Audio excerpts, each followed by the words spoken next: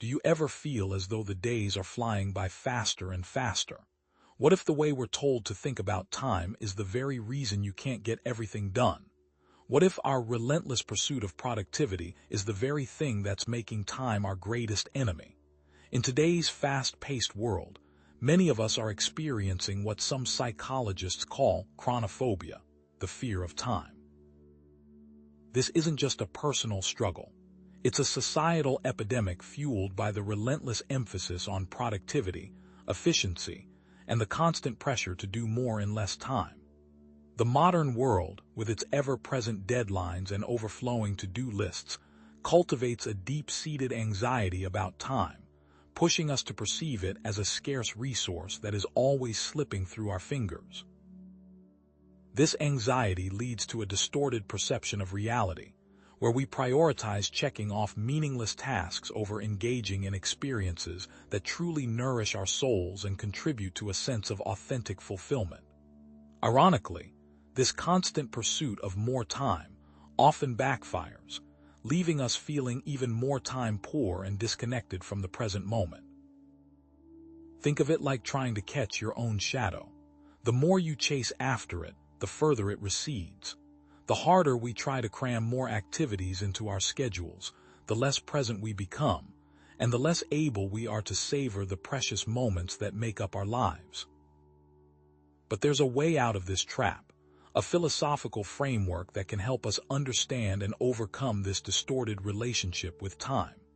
In this video, we'll be exploring the profound insights of the 20th century philosopher Martin Heidegger and his seminal work, Being and Time.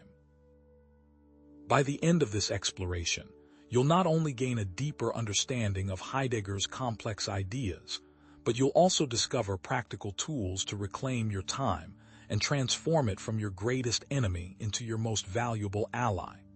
We'll delve into the meaning of Dasein, explore the path to authentic living, and confront the ultimate reality of our finitude. Prepare to challenge everything you thought you knew about time management and productivity, as we uncover a radical new approach to living a more meaningful life by understanding our own existence. Now, if you're unfamiliar with Heidegger or find philosophy in general a bit intimidating, don't worry. We'll be breaking down his complex concepts into easy-to-understand terms, with real-world examples. It's understandable if you feel overwhelmed by the demands of modern life and unsure how to find time for what truly matters.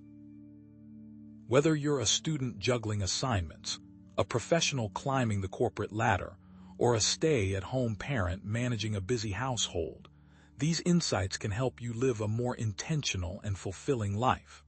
So, let's delve deeper into Heidegger's philosophy and begin our journey towards a more authentic relationship with time. Now, to truly grasp Heidegger's philosophy of time, we need to understand his unique starting point, the concept of Dasein. What is Dasein? It's a term Heidegger uses to describe human existence, but it's far more nuanced than a simple definition. Unlike more scientific or objectivist views that treat humans as simply biological organisms or rational beings, Heidegger sees us as fundamentally defined by our existence, our being there in the world. It's a shift away from asking, "What are we?" to "How do we exist?" Understanding Dasein is essential because it forms the bedrock upon which Heidegger builds his radical understanding of time.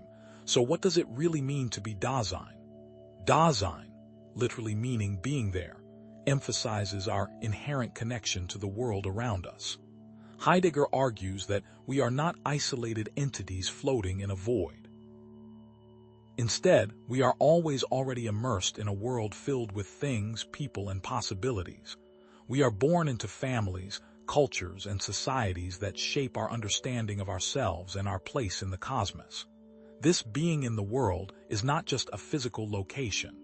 It's a state of existence, a way of being that permeates everything we do. Think about the last time you felt truly at home, surrounded by familiar faces and comforting objects. That feeling of belonging, that sense of being rooted in a specific context, is a glimpse into what Heidegger means by Dasein. We don't just exist in the world, we are in the world. But how does this being in the world concept directly impact our understanding of time? Heidegger argues that time isn't an external, objective measure like seconds ticking on a clock. Instead, time is intimately intertwined with Dasein's very being.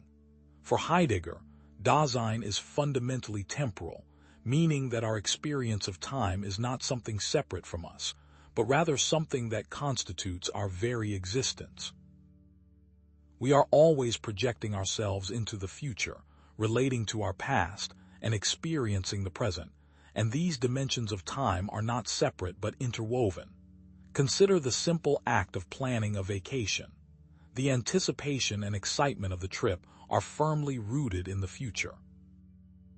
The memories of past vacations, the places we've been, and the experiences we've had shape our desires and expectations for the trip, all tethered to the past. The current effort to plan, research destinations, book flights, and arrange accommodations pulls us into the present. All three combine into one experience, and it reveals how Dasein is always stretching across these temporal dimensions. But what happens when this natural relationship with time gets distorted? Our understanding of time is often obscured by what Heidegger calls inauthentic ways of being, such as getting lost in the trivialities of everyday life or conforming to societal expectations. We can become so caught up in the endless cycle of work, errands, and obligations that we lose sight of what truly matters. We start living according to external demands rather than our own authentic desires. Think about someone who prioritizes work over personal relationships, driven by societal pressures and a fear of falling behind. They might work long hours, sacrifice time with loved ones, and neglect their own well-being, all in the name of career success. But in doing so, they lose sight of their authentic values, the things that truly bring them joy and fulfillment. How often do you find yourself prioritizing tasks that feel urgent but ultimately contribute little to your overall happiness or sense of purpose? Are you prioritizing inauthentic goals over genuine desires, leading to a sense of time slipping away? But to reclaim an authentic relationship with time, Dasein must confront its own finitude. This is where Heidegger introduces one of his most challenging, yet ultimately empowering, concepts: being towards death. How can facing our mortality help us live more fully? Being towards death is not about morbid obsession with dying, but about acknowledging the finite nature of our existence. It's a way of understanding Dasein's relationship to its own mortality, and it's a stark reminder that our time is limited. This awareness, Heidegger argues, can fundamentally transform our perspective on life. It forces us to confront the question of what truly matters, what we want to achieve, and how we want to spend our precious time. It is from this perspective we can begin to shape our lives.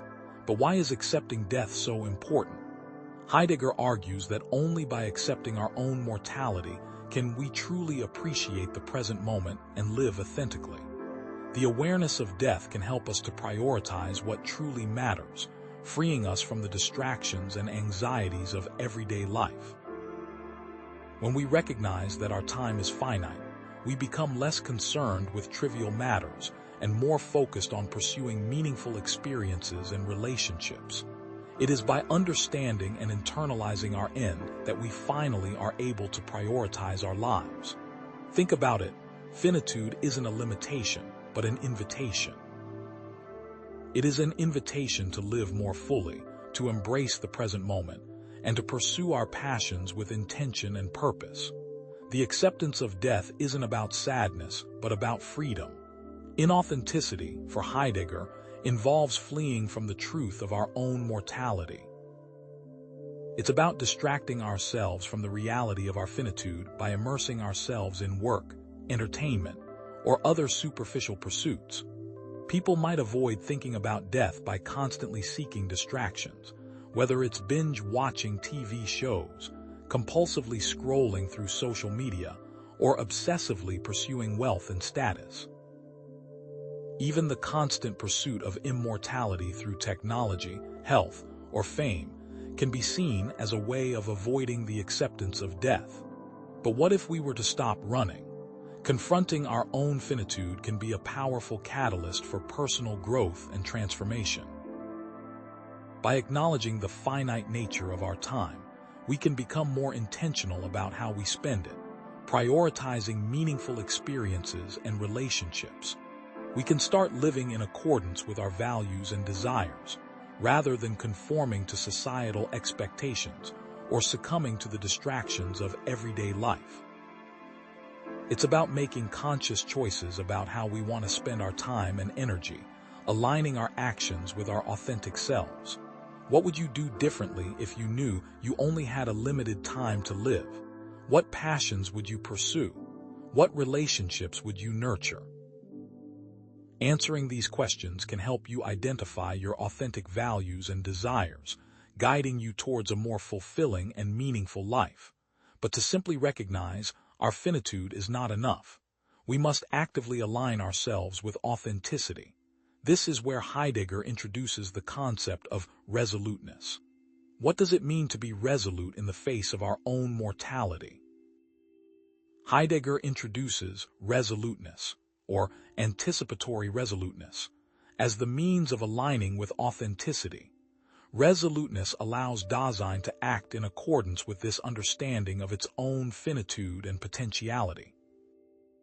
It's about making a conscious decision to live authentically, to embrace our freedom and responsibility, and to pursue our own unique path in life, even in the face of uncertainty and fear.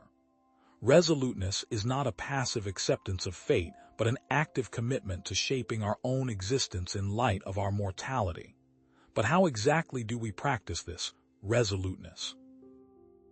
Resoluteness is not just a passive acceptance of our finitude, but an active projection of oneself. It's about taking ownership of our lives and making conscious choices that align with our authentic values and desires. It's about projecting ourselves towards our potential, embracing the possibilities that lie before us, and committing to a path that is meaningful and fulfilling. Imagine an artist who finally decides to pursue their passion, despite the risk of failure or criticism, or a person who leaves a soul-crushing job to start their own business, driven by a desire for autonomy and purpose. These are examples of resoluteness in action. But how can we see this manifested in day-to-day actions? Resoluteness manifests in countless ways, from facing a terminal illness with courage and grace to quitting a soul-sucking job in pursuit of a more fulfilling career, or leaving a toxic relationship to prioritize one's own well-being. It is the conscious decision to align our actions with our values. These individuals, after reflection, come to a firm understanding of their priorities and what it means to live authentically, even in the face of opposition or fear. They choose to embrace their finitude and live each day with intention and purpose, making the most of their limited time. Think about someone you know who embodies this kind of resoluteness. What choices did they make? What challenges did they overcome? What can you learn from their example? Resoluteness is a dynamic process of redefining one's existence in light of an understanding of finitude. It is not a one-time decision, but an ongoing commitment to living authentically. Are you truly aligning yourself with your authentic self? Are you making choices that reflect your values and desires, or are you simply conforming to societal expectations? Consider the tension between authenticity and societal expectations.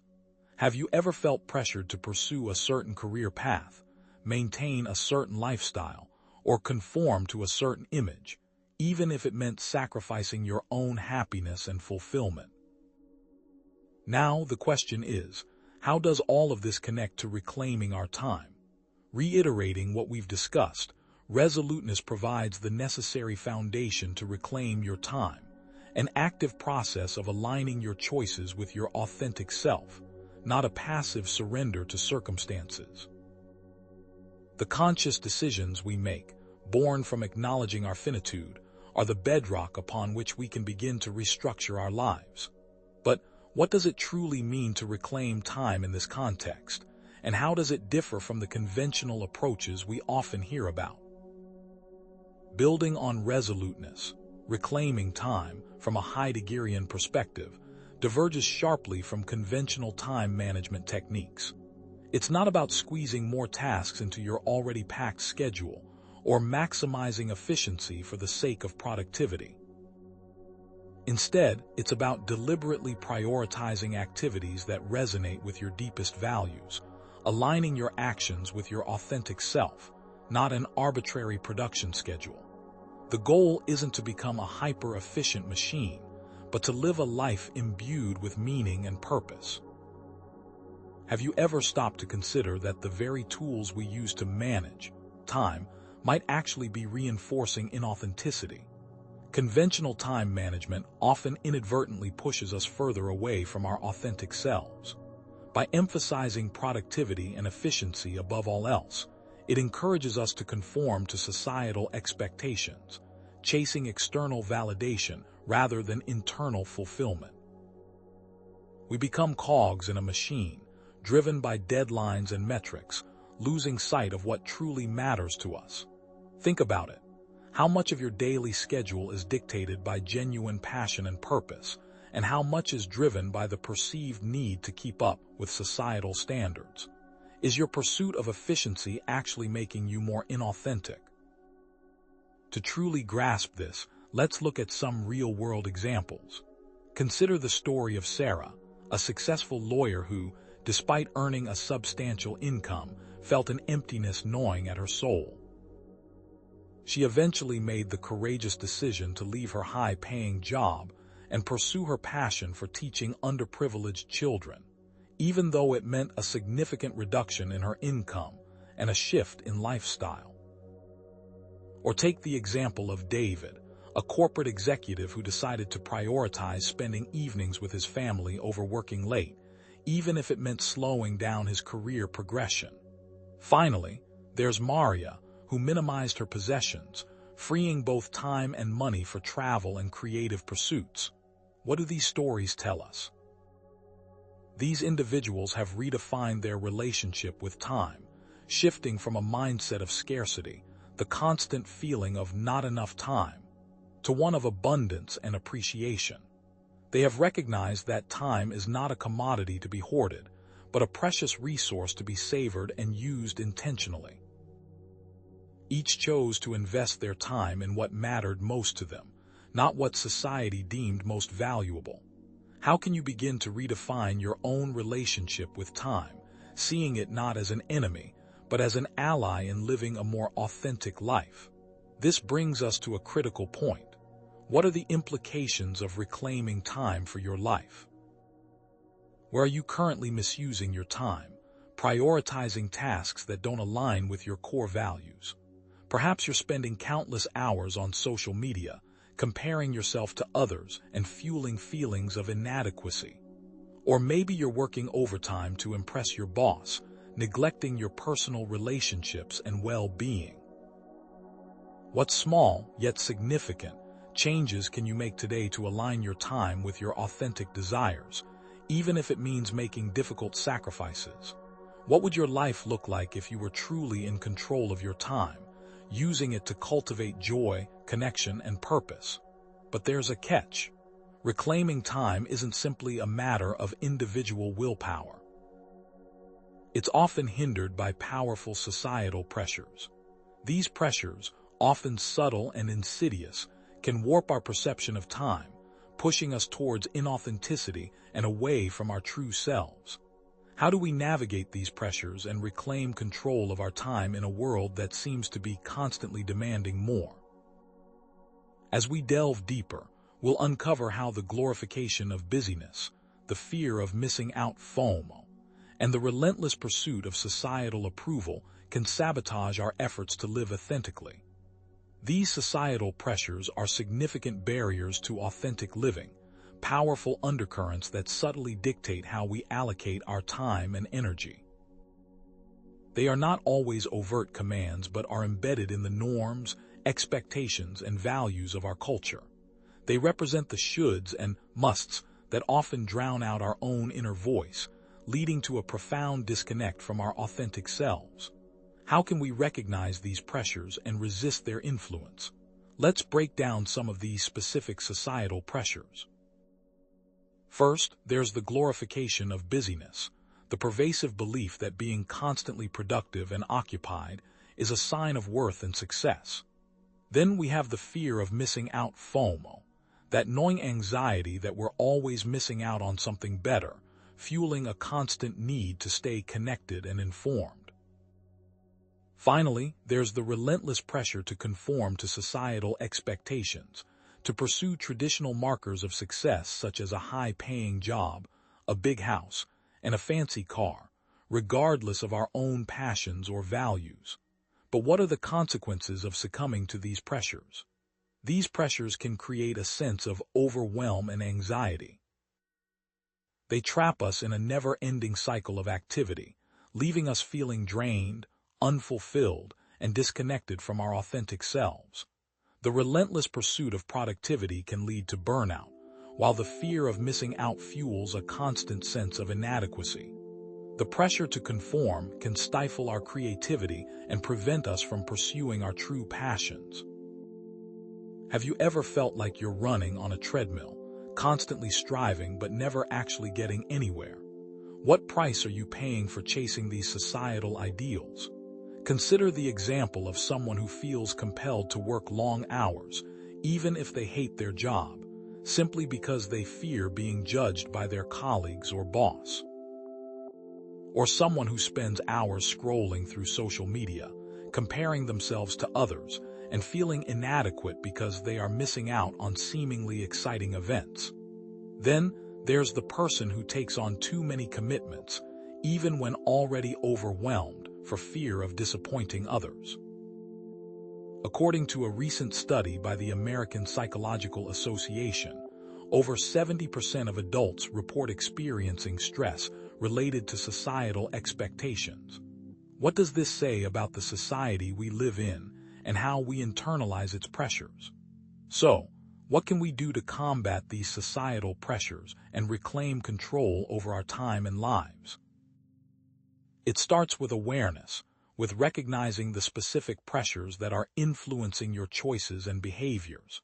Setting boundaries and saying no to commitments that don't align with your values is crucial. Practicing mindfulness and focusing on the present moment can help you resist the urge to constantly compare yourself to others. Cultivating self-compassion and accepting yourself for who you are, rather than striving to meet unrealistic expectations, is essential for breaking free from the cycle of pressure. How can you start taking these steps today? This naturally leads us to the importance of embracing solitude. By disconnecting from the constant noise and demands of the external world, we can reconnect with our inner selves, clarify our values, and make more intentional choices about how we spend our time. Solitude isn't about being lonely or isolated. It's about creating a space for self-reflection, creativity, and personal growth. What role can solitude play in resisting societal pressure? Solitude can be a powerful tool for resisting the negative impacts of societal pressures, providing an opportunity to step back from the demands and expectations of the external world and reconnect with our inner selves. In solitude, we can quiet the noise of societal expectations and listen to the whispers of our own hearts, clarifying our values and making more authentic choices. It is in these moments of quiet contemplation that we can truly discover what matters most to us. But what specific benefits does solitude offer? Solitude offers a multitude of benefits for personal growth and well-being. It enhances self-awareness by providing an opportunity to reflect on our thoughts, feelings, and motivations. It increases creativity by creating a space for imagination and contemplation. It reduces stress and anxiety by providing a break from the demands and pressures of everyday life. And it improves decision-making by allowing us to think more clearly and objectively, without being swayed by the opinions of others. Do you see how, by By increasing all of these things, it increases self-reliance. Consider the example of someone who takes regular walks in nature to clear their head and connect with themselves, leaving behind the noise of the city. Or consider someone who spends time journaling to process their thoughts and emotions, gaining clarity and insight. We can find historical figures who emphasize the importance of solitude. The writings of Thoreau, the artwork of Van Gogh, or the philosophies of Nietzsche are prime examples of the power of solitude. How can you integrate these ideas into your daily life? Embracing solitude isn't about becoming a hermit. It's about intentionally carving out time and space for self-reflection and personal growth. Identify opportunities to incorporate more solitude into your daily routine, even if it's just for a few minutes each day.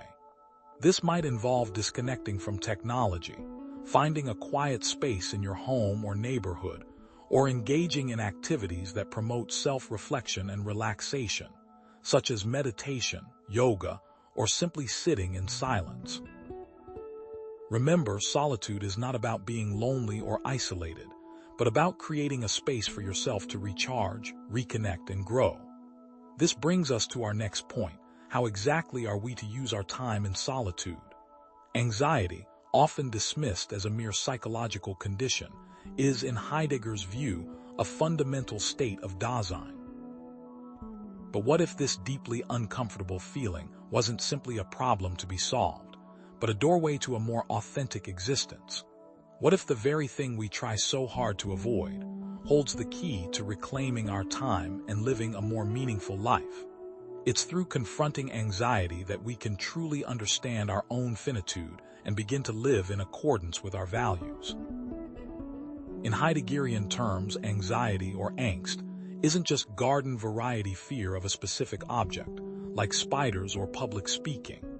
It's a far more profound feeling of unease, a creeping sense that things are fundamentally unstable, insecure, and groundless.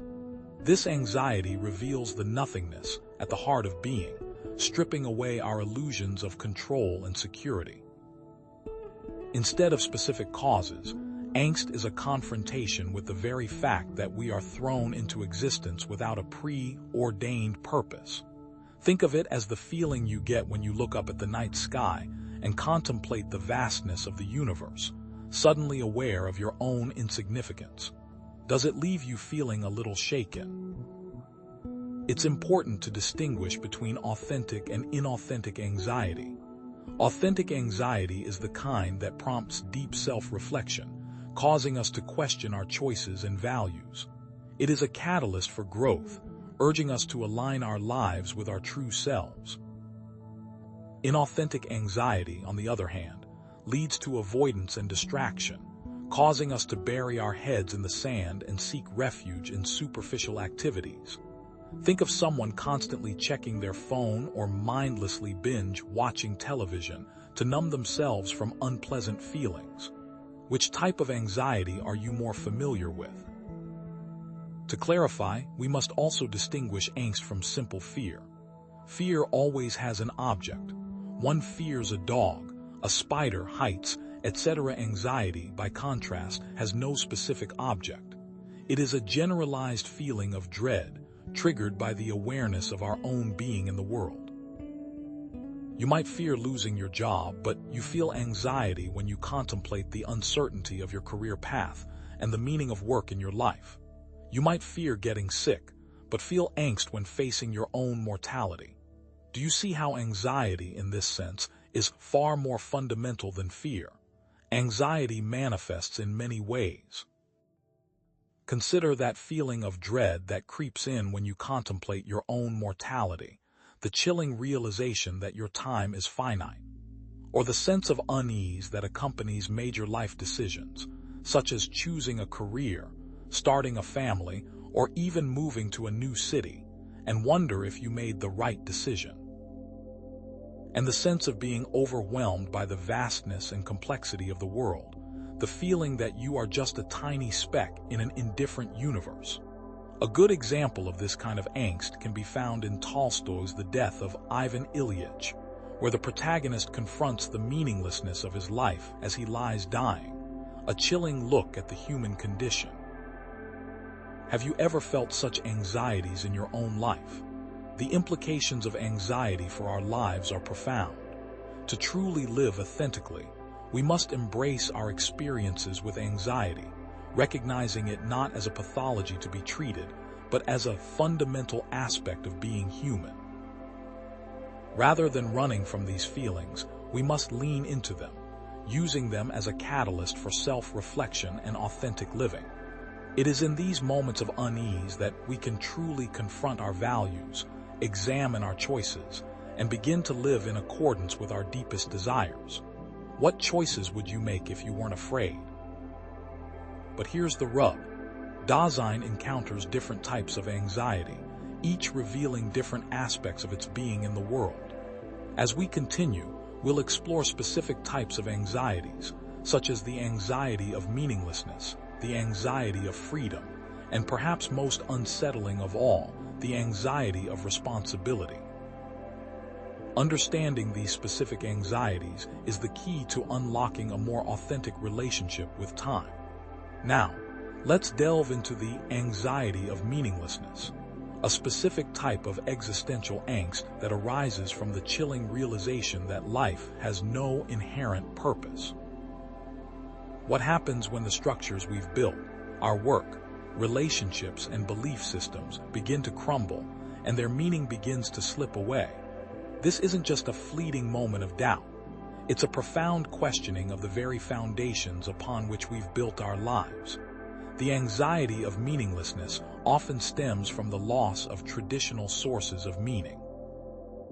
The decline of religion, the erosion of community bonds, and the rise of secularism have left many feeling adrift in a world without inherent purpose or moral guidance. The increasing emphasis on individualism, while liberating in some ways, can also lead to a sense of isolation and disconnection, making it harder to find a sense of belonging and purpose. What anchors are you missing? The rapid pace of technological change and the constant bombardment of information can also contribute to this anxiety. We're constantly bombarded with news, opinions, and distractions, making it difficult to focus on what truly matters.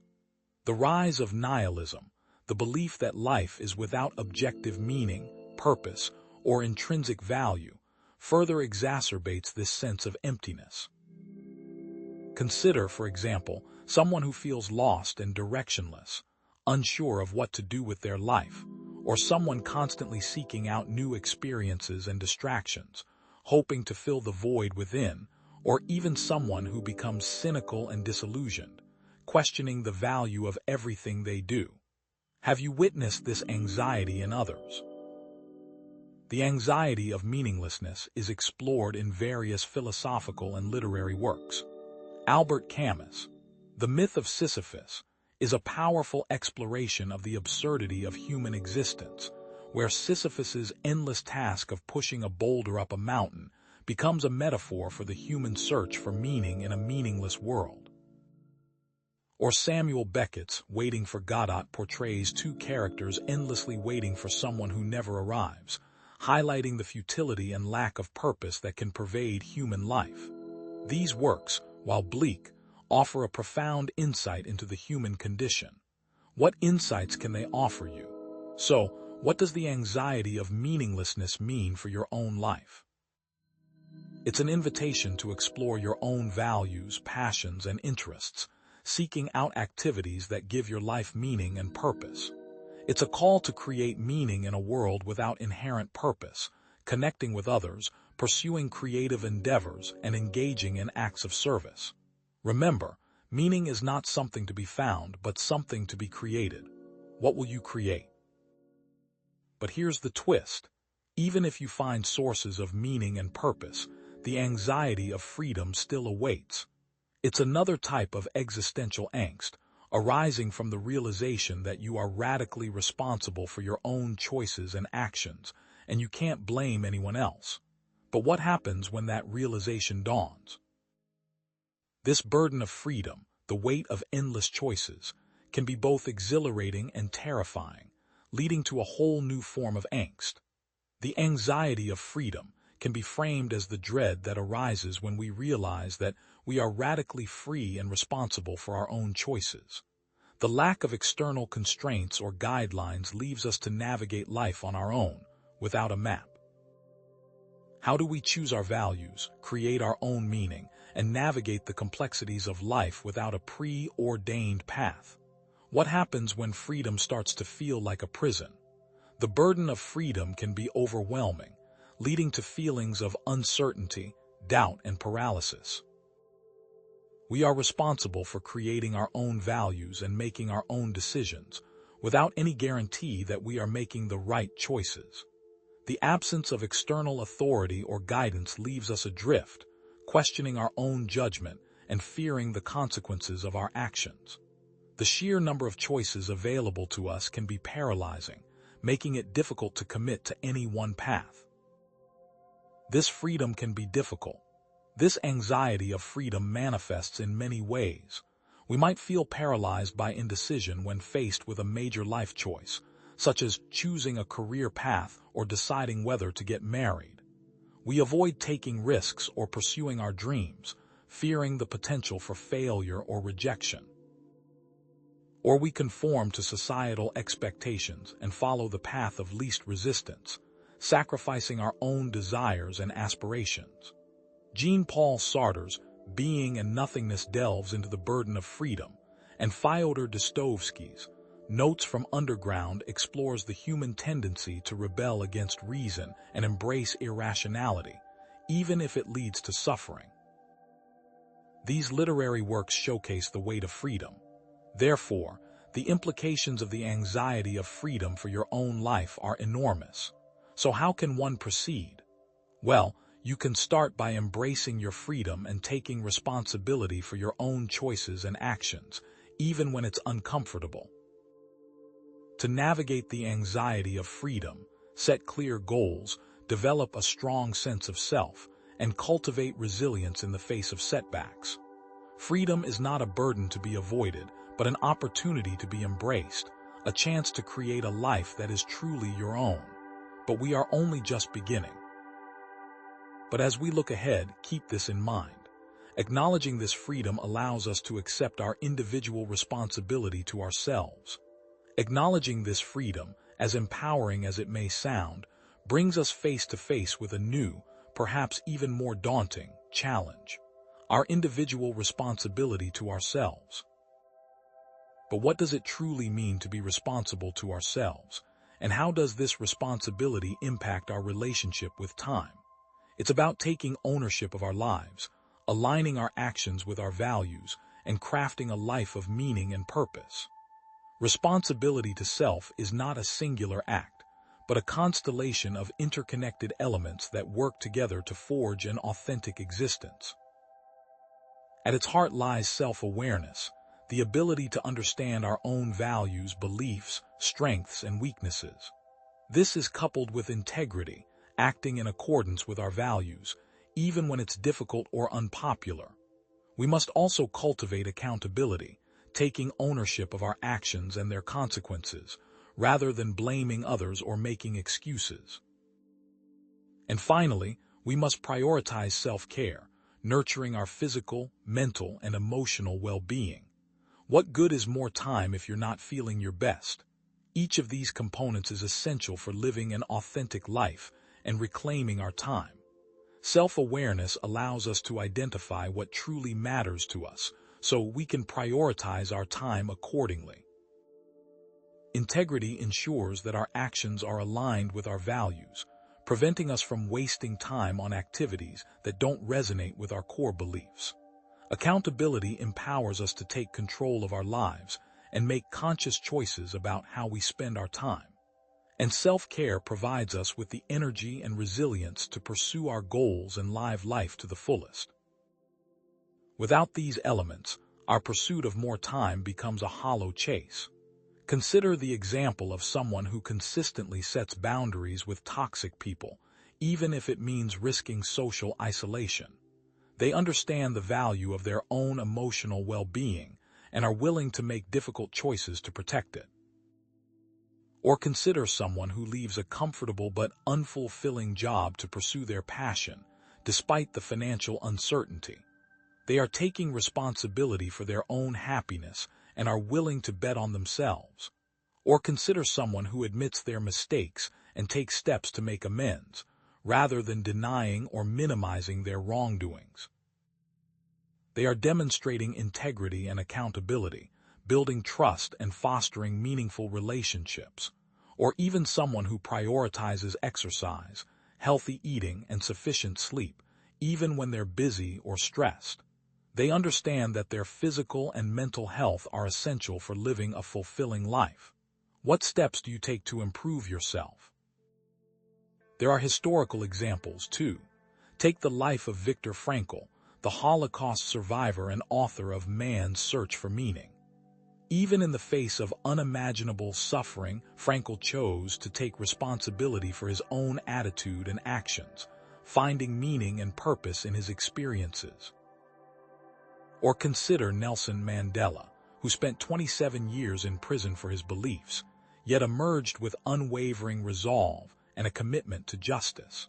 These individuals demonstrate the power of responsibility to self to overcome adversity and live a life of purpose.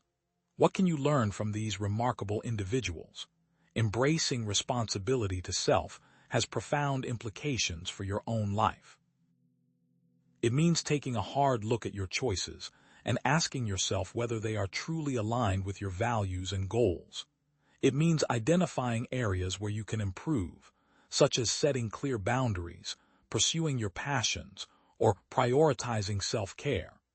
It means seeking support from trusted friends or mentors who can provide guidance and encouragement. Responsibility to self is not a selfish pursuit, but a necessary foundation for living a meaningful and fulfilling life. How can you improve? But here's the twist. Even as we strive to take responsibility for our lives, we often fall prey to the illusion of control. This is a cognitive bias that leads us to overestimate our ability to control external events and outcomes, and it can sabotage our efforts to reclaim our time and live authentically. The illusion of control manifests in many areas of our lives, leading us to believe that we have more influence over events than we actually do. It's the feeling that we can predict the stock market or guarantee investment returns, the belief that we can change or control our partners, rather than accepting them for who they are, the thought that we can prevent all illnesses by eating healthy and exercising, or the assumption that we can achieve any goal through hard work and determination, regardless of external factors. This illusion is powerful. The psychological mechanisms that underlie the illusion of control are rooted in our deep-seated need for certainty and our desire to avoid feelings of helplessness. We crave predictability and stability in our lives, and the illusion of control provides a sense of security in an uncertain world. This illusion also plays out in the world around us, such as someone who becomes overly anxious about their health, constantly checking for symptoms and seeking reassurance from doctors, even when there's no legitimate reason to worry. It's someone who micromanages their employees, believing that they can achieve better results by controlling every aspect of their work. Or someone who refuses to accept that their relationship is failing, clinging to the hope that they can fix it if they just try harder. Do you see how this plays out in your own life? Psychological studies have consistently demonstrated the prevalence and impact of the illusion of control. One study, published in the Journal of Personality and Social Psychology, found that people who were given the illusion of control over a random event were more likely to persist in that event, even when it was clearly not working. This highlights the power of the illusion of control to influence our behavior, even when it's irrational. It's similar to how people think they can win big in gambling, despite the odds being stacked against them. The implications of the illusion of control for your own life are significant. By recognizing the areas where you are clinging to this illusion, you can free up time and energy for more meaningful pursuits. It means cultivating acceptance and resilience, practicing mindfulness, developing a growth mindset, and focusing on what you can control: your thoughts, feelings, and actions. Surrendering the illusion of control is not about giving up, but about aligning yourself with reality and making choices that are more effective and authentic. In other words, don't bang your head against a brick wall. And here's the most fascinating part. By surrendering this illusion, we can begin to see time in a completely different light, embracing it as an ally rather than an enemy. But how do we make that leap? It starts with reframing our perspective. Instead of viewing time as a scarce resource to be feared and controlled, we can choose to see it as a valuable ally, a resource to be appreciated and utilized. This shift in perspective involves recognizing time's inherent value, embracing its limitations, and aligning our actions with our values and goals. Only then can we truly make the most of the time we have. Time can be seen as an ally in numerous ways, provided you're open to the possibility. It provides opportunities for growth, learning, and connection. It allows us to gain perspective on challenges and appreciate the bigger picture. It heals wounds, both physical and emotional. It enables us to transform ourselves and our lives, and it allows us to appreciate the simple joys of life. Time, in this sense, is a gift, and it's up to us to choose how we use it. Consider someone who used the time during a job loss to learn new skills and start their own business, transforming a setback into an opportunity. Or someone who used the time during a difficult relationship to reflect on their own needs and grow as a person, emerging stronger and more self-aware. Or someone who used the time during a health crisis to connect with loved ones and appreciate the simple joys of life, finding meaning and purpose in the face of adversity. What will you do with your time? History provides powerful examples as well. Think of Leonardo da Vinci, who used his time to master a multitude of disciplines, from art to science to engineering, leaving an indelible mark on human history. Or Marie Curie, who dedicated her life to scientific research, making groundbreaking discoveries that continue to benefit humanity. These individuals demonstrate the transformative power of using time wisely. What will your legacy be? Embracing time as an ally has profound implications for your own life. It means adopting a more positive and appreciative attitude towards time, recognizing its value and potential. It means setting clear goals, prioritizing meaningful activities, practicing mindfulness, and celebrating your accomplishments.